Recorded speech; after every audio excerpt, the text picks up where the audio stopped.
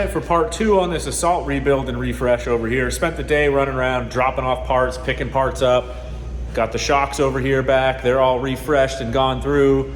Gonna assemble those things and then probably throw the fronts on for now. My little stand-ins are working fine, but they're not great, but they did their job.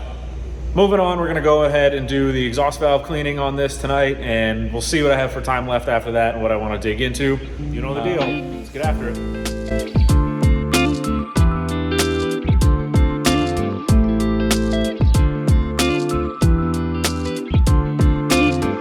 I do want to clarify, you can do this without pulling the pipe out of it. It's tricky, you can move the steering post around by just by turning it, not removing it.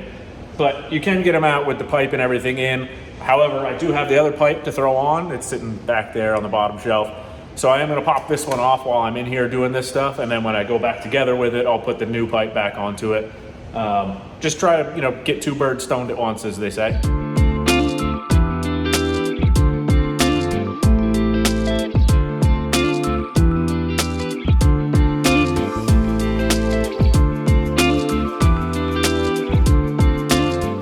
Two things. One, that lower pipe spring really does suck to get to. That one down there. Come on now.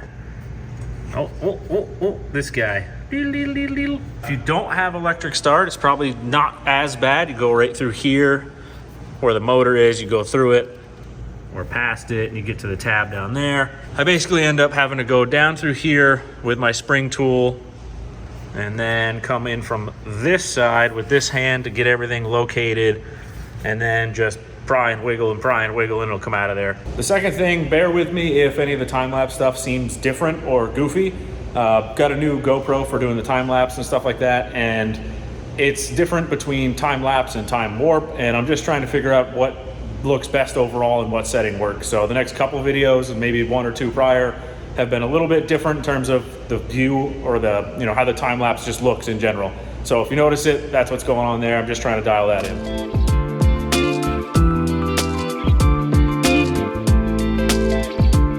Sometimes these I always call them raves. They're just exhaust valves. Raves are the old Skidoo ones. Whatever. I'm going to keep saying it, so just deal with it, I guess. A lot of times, these blocks here where the exhaust valves go in get kind of stuck to the head, and you pull on it, it doesn't seem like it's going to come out of there. Sometimes you have to take a little screwdriver or like a putty knife or something small and thin to just kind of get behind here and start working it out. You want to be careful not to damage the surface or the O-ring in here if you start punching in really far. But once you get it kind of broke free, you can usually work the blade around through down here, and then it kind of ends up just coming out nice and easy after that once you break that seal free.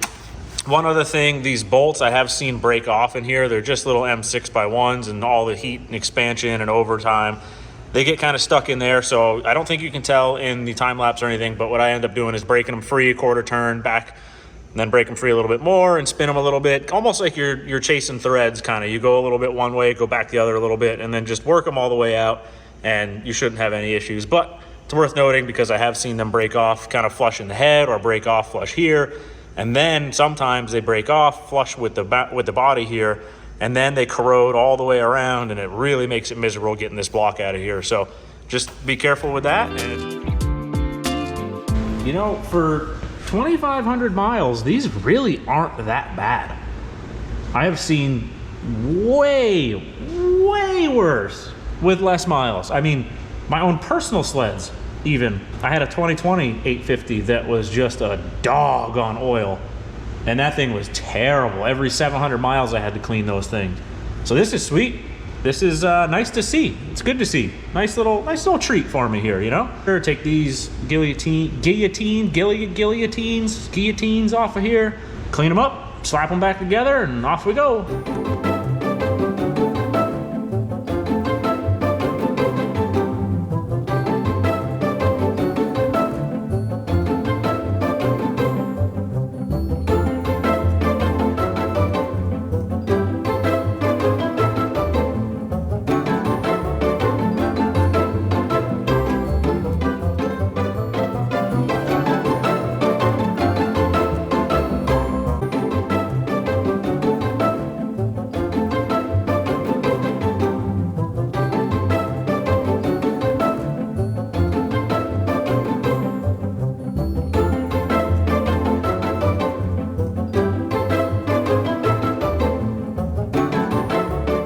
Exhaust valves are all cleaned up and slid back in.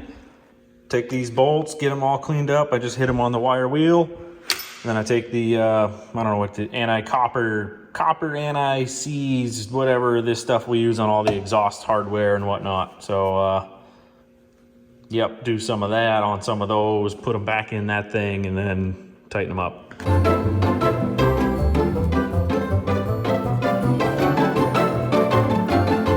All right, these are all snugged up. They got the copper anti-seize on them. The torque spec for these is 9 foot-pounds or 9 pound-foot. There's currently a nice debate on what the proper terminology is on hardcore sledder.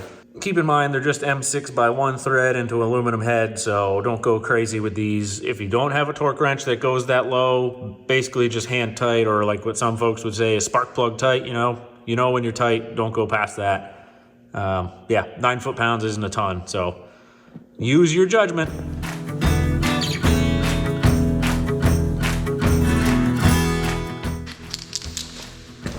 I always like to paint mark these bad Johnnies. That way you can kind of just look in nice and quick and make sure that none of them have rattled loose from exhaust pressure or, well, that one on the top, bottom on that guy. There we go.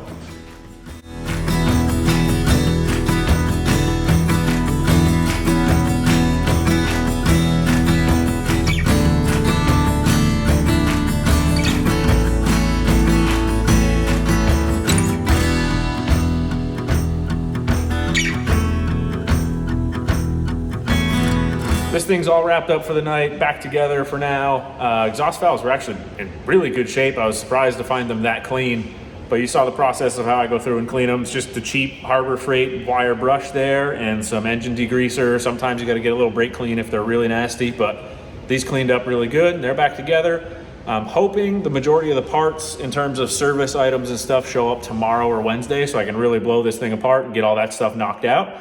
I'd like to get this thing wrapped up so I can move on to some other stuff. This will come out after the dually video, so you'll know by now that I have other lingering car projects and stuff I'm trying to wrap up. So the sooner I can get parts delivered, the sooner I can knock this stuff out, the sooner people can be ready to get on the snow. Not sure what exactly the next portion of this will flash into, but you'll find out soon enough.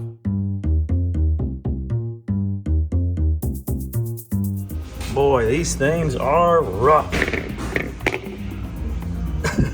This one's in good shape though, huh? This is exactly how they came out. Wild.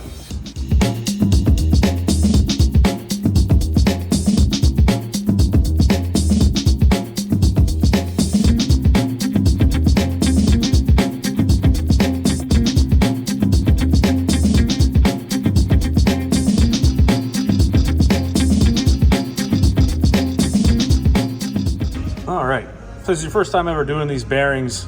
Forgot to kind of go over how you press them out or get them out. Either way, saw it in the time lapse. Socket that fits just through this inside here. Just pound them out once you get the C-clip out of there. Going back together is kind of the opposite. Take your bearing, grease your housing up a little bit, put the bearing in there, get a socket that fits on the outer race. You don't want to push on the seal or the inner. You need something that fits and is a good fit up all the way around on the outer race. So some of them are tricky to get started, you know, tapping them in with that doesn't really work that great. So just fix them in your vise, press them in square, get them started, and then finish with the socket. Listen for the change. You'll hear it change tone when it finally bottoms out on the back here. Don't keep wailing on it. You'll blow the back of the wheel out. They go in pretty easy once they're greased up and they're new. Drop them in, do all those, C-clips back in, off you go.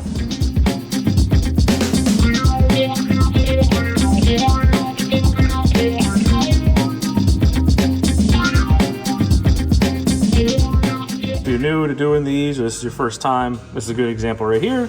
Snap rings most of the way in, snap ring, C-clip, whatever you prefer to call it. If you get to this point, what you're gonna wanna do, take a screwdriver, get it here, tap that down, be careful not to slip and damage the seal. Let's see, I don't know if I'll be able to do all this. Ooh, let's see. This is gonna be tricky.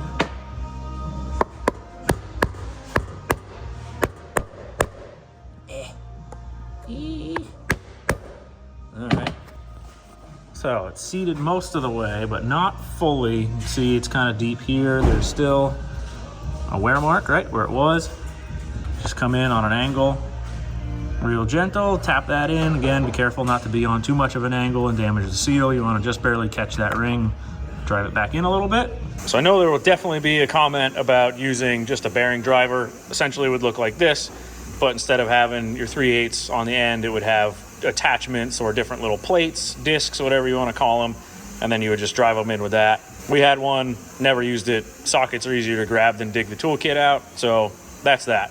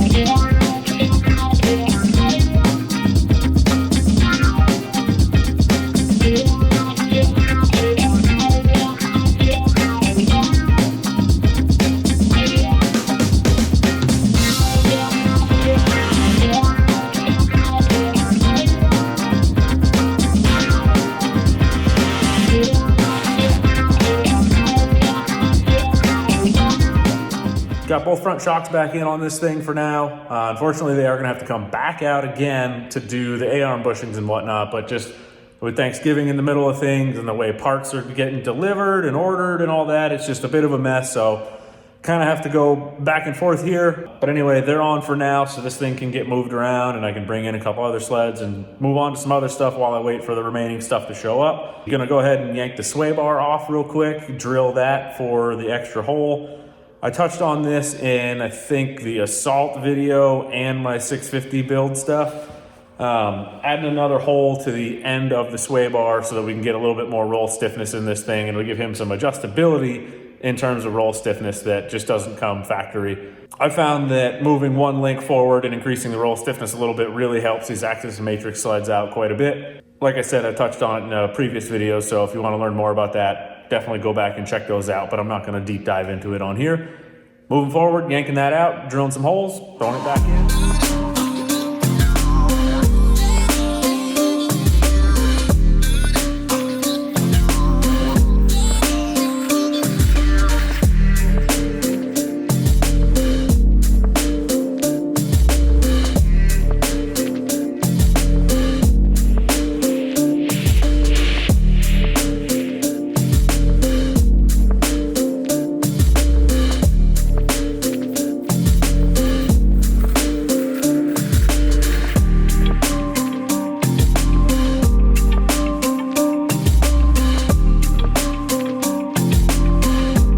I got about an hour left in the shop before I gotta head out for the night, so I'm gonna try and knock out this throttle safety switch.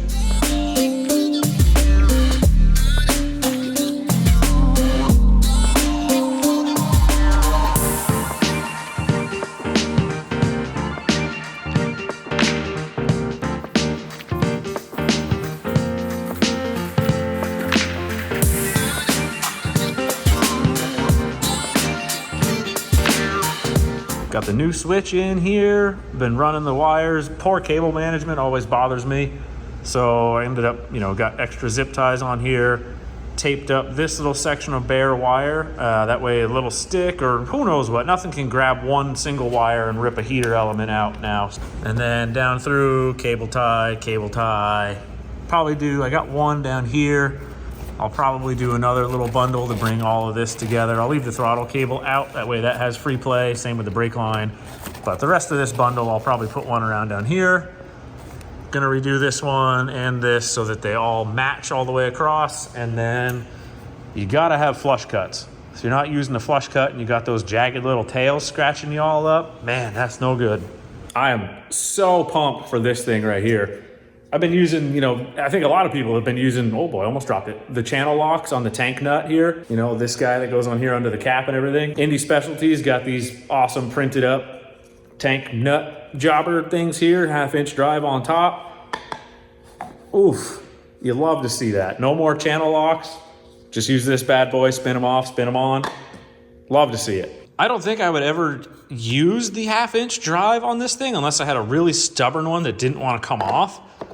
But I just dropped that on there and I just used 2 hands and gave it the old double squeeze, you know? And this thing's great. I'm pumped on this. Should be all good to go with that new switch in there. Yeah, we'll find out, see if it runs.